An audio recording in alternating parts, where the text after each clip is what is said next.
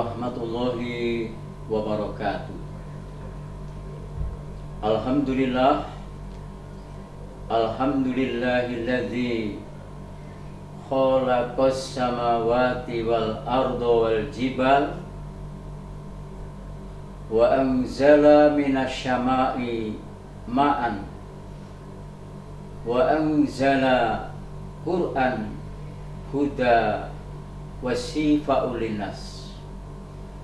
Asyhadu an la ilaha illallah wahdahu la syarikalah wa asyhadu anna Muhammadan abduhu wa rasuluh la nabiyya ba'da.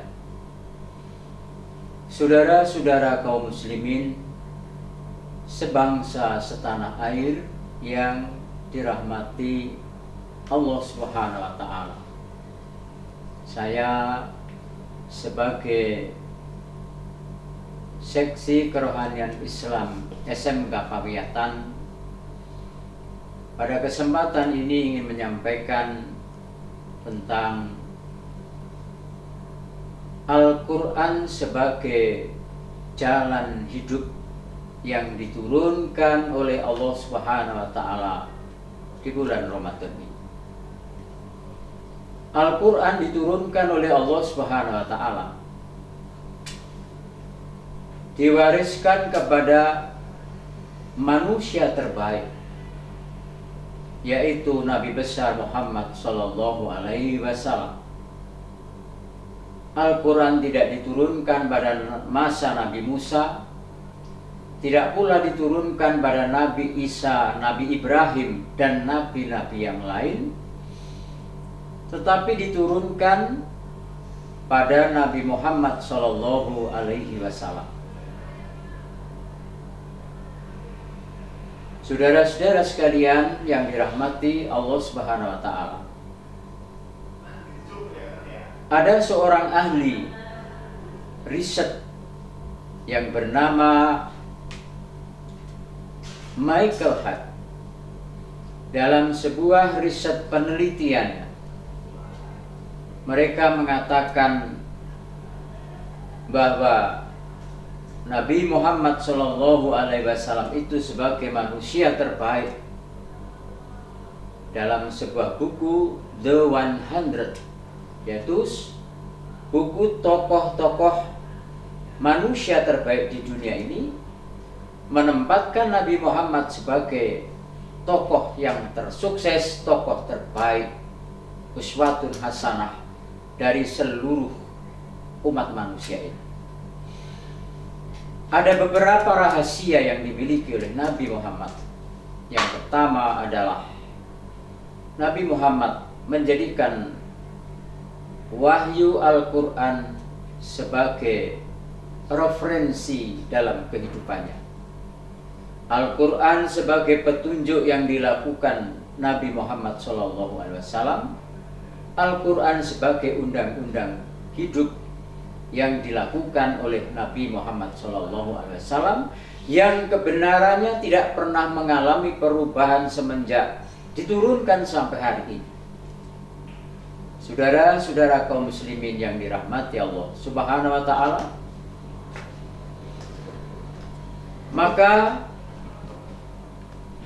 di dalam Al-Quran Allah menyatakan, wa man a'rada an dzikri fa inna lahu ma'isyatan dongka. Barang siapa yang jauh dari peringatanku, jauh dari Al-Quran, maka Allah Subhanahu wa ta'ala akan menggantikan ma'isyah, kehidupan, seolah-olah pakaian kesehariannya itu dongka, penuh dengan kesusahan, penuh dengan problem complicated, problem yang tidak pernah mengalami kesudahan. Banyak masalah, datang masalah, persoalan sedikit menjadi besar, persoalan sedikit menjadi emosi, sehingga kehidupannya itu selalu disempitkan oleh Allah Subhanahu wa taala bagi orang-orang yang jauh dari Al-Quran dari petunjuk Allah Subhanahu wa taala. Saudara-saudara kaum muslimin yang dirahmati Allah Subhanahu wa taala, itulah Allah Subhanahu wa taala menurunkan Al-Qur'an ini sebagai syifa, sebagai obat bagi orang-orang yang membacanya mendapatkan pahala. Begitu pula orang-orang yang gemar membaca Al-Qur'an akan disembuhkan hatinya dari berbagai macam keresahan hidup, kecemasan hidup, kesusahan hidup, dan akan dijauhkan dari berbagai masalah yang dihadapi. Saudara-saudara kaum muslimin yang dirahmati Allah Subhanahu wa taala, maka Allah Subhanahu wa taala menyampaikan dengan diturunkannya Al-Qur'an ini, ternyata tidak semua manusia bisa menerimanya. Tetapi Allah membagi 3 golongan kelompok manusia. Yang pertama adalah sebagaimana yang disampaikan Allah, summa awrasnal kitabal ladzina istafaina min ibadina faminhum dzalimun linafsi wa minhum al-muhtasid wa minhum sabiqum bil khairat biidznillah. Kelompok yang menerima Al-Qur'an ini tidak semuanya, tetapi Allah menggolongkan menjadi 3 kelompok manusia. Yang pertama adalah golongan orang-orang dzalimun linafsi, orang yang mendolimi diri sendiri walaupun sudah diturunkannya Al-Qur'an. Golongan pertama itu adalah orang-orang kafir yang tidak pernah mau menerima petunjuk Allah. Innal ladzina kafaru sawa'un 'alaihim a'andartahum am lam tundirhum la yu'min.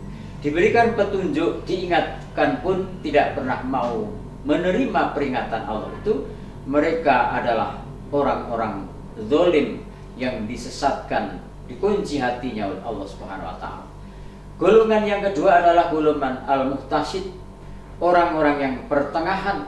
Dia sebagian mau menjalankan kewajiban-kewajibannya, sebagian menerima Al-Qur'an, mengikuti Al-Qur'an, tapi sebagian mereka menolak, melakukan perbuatan-perbuatan kemunafikan.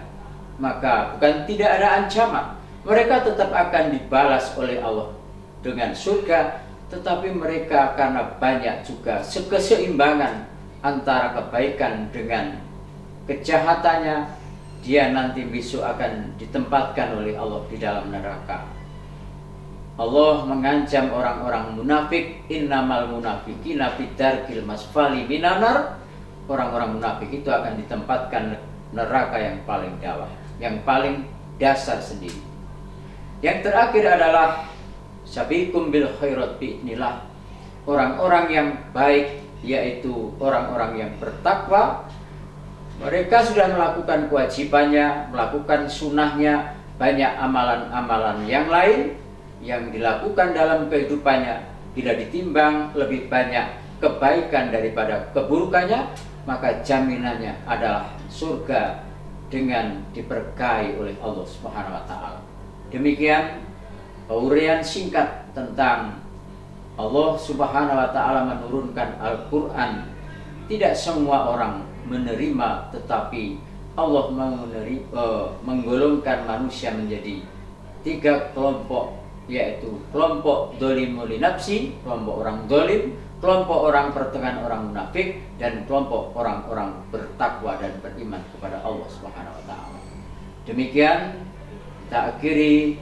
Subhanakallahumma wa bihamdika asyhadu an la ilaha illa anta astaghfiruka wa atubu ilaik. Wassalamualaikum warahmatullahi wabarakatuh.